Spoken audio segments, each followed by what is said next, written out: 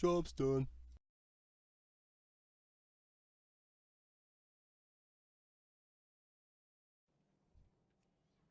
Hello fellow nerds and nerdettes, and welcome to another video.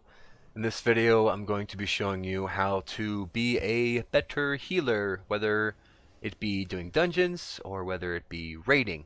Or I guess you can really implement this into PvP as well. So let's go ahead and get into this one. Okay, and first and foremost, the thing you need to understand as a healer and you need to do as a healer is one thing called preemptive healing. Now, first, I'm going to go ahead and explain this if you're not sure exactly what I'm talking about. Preemptive healing, that means before a tank pulls a mob or a boss or anything, what you need to do is you need to throw out like a hot, or if you are a priest, throw on an absorb on the healer, like a power word shield. Or if you're a druid, throw on your rejuvenation. And if, say, if you're a shaman, you need to have Earth Shield on, as well as Riptide.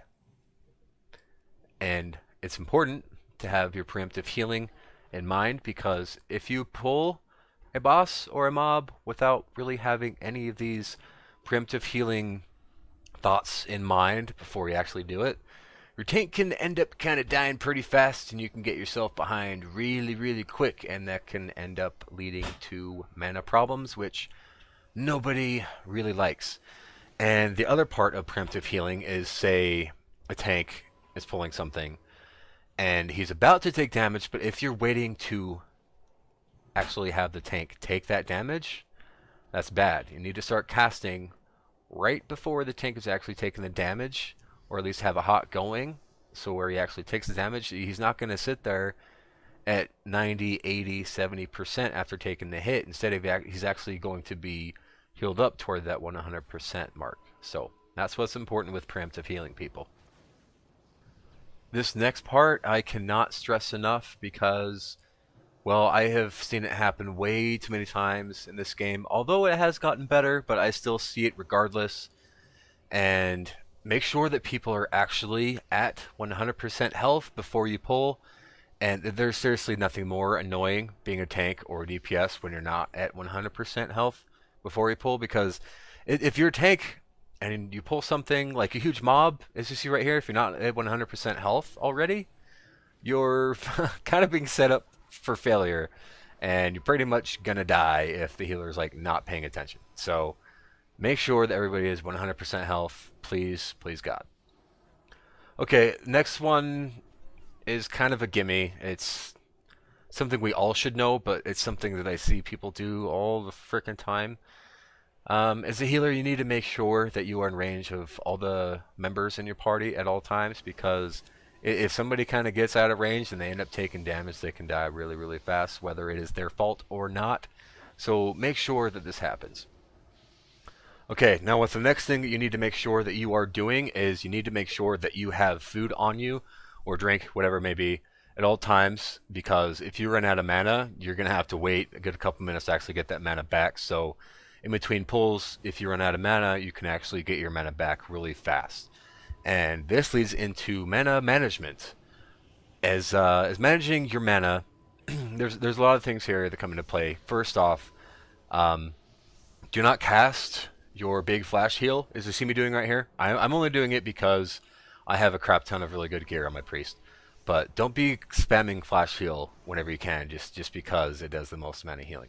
That can really screw you over on mana. What you need to know as a healer is you need to understand what each ability does on your class, whether it be an AoE heal, whether it be a really fast OMFG heal, or if it's just like a hot, or if it's like an actual raid cooldown, because if you're using your abilities incorrectly, that can really kind of screw you over, and you can run out of mana really fast.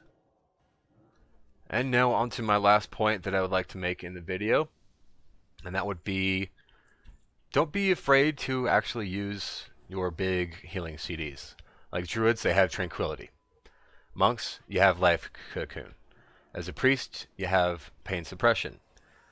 so on and so forth. Shamans, they have Healing Tide, Spirit Link Totem, all that kind of crap.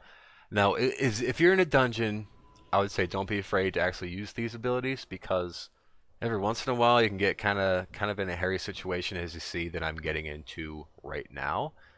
But actually using a raid CD or a healing CD to save your group can go a really long way. And also, it can really end up helping you save mana. But there is a stipulation to this. If you are in a raid situation, you need to communicate with the other healers in your group on who's going to use what cooldown and when, because you don't want to be using all of your healing CDs at once, especially during progression, because when things get really tight, and if you don't have a healing CD, you're going to be kind of screwed, and that is totally not a good thing. Okay, and with the very last thing that you guys need to know is you need to get the add-on GTFO. Now, what this add-on does is if you're standing in fire, or if you're standing in something that you are taking damage from, it will alert you with the sound, and it'll scream until you actually move out of whatever you are taking that ticking damage from. And it should be used by healers, it should be used by tanks, it should be used by DPS, it should be used by everybody. So that's my last point, and this would conclude my video of how to be a better healer. Now, if you like this video, give it a thumbs up and subscribe to my channel. In the very short future, I will be making a how to be a better DPS, whether it be melee or ranged, and I will have the connection or link to that video in the bottom in the description. So yeah, you'll have a great day.